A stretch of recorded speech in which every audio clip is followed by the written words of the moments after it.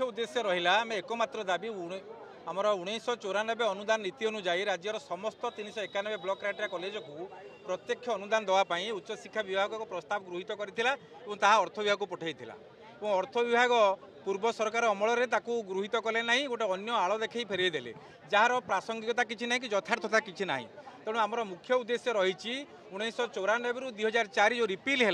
ता भर आम समस्ते योग्य आमर कॉलेज योग्य समस्त समान योग्यता अच्छी अनुदान पाइबापी प्रत्यक्ष अनुदान जहाँकि 1994 अनुदान नीति थिला तेणु जेहेतु माननीय मुख्यमंत्री अर्थ विभाग दायित्व अच्छा तेणु आमर एकमात्र नवेदन एकमात्र दृढ़ दाबी और केवल गोटे दाबी जो अर्थ विभाग प्रस्तावित फाइल उपर अर्थ मंजूरी करवा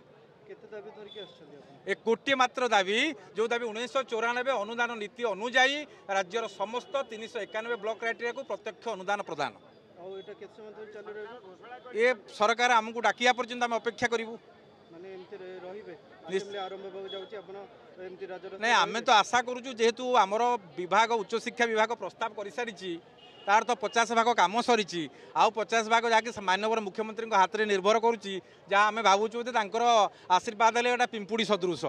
अति सहजरे हो कारण उच्च शिक्षा विभाग 4677 एम्प्लॉई प्रस्ताव देती सपक्ष में केवल 120 कोटी टंकार प्रस्ताव देती तेणु 120 कोटी टंका 4677 अध्यापक अध्यापिका कर्मचारी से 32 वर्षर चाकरी सरवा पर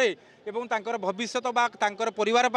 मुख्यमंत्री अनुदान दबार कौन विलंब करेंगे ना कुंठाबोध करेंगे ना बोले विश्वास कहीं ये मुख्यमंत्री होती साधारण मनीषर मणि मुख्यमंत्री ये सरकार हूँ विकास सरकार शिक्षार सरकार निश्चित रूपे माननीय मुख्यमंत्री आम नवेदन को ग्रहण करेंगे शांतिपूर्ण संपूर्ण शांतिपूर्ण आमर प्रतिवाद और दाबी।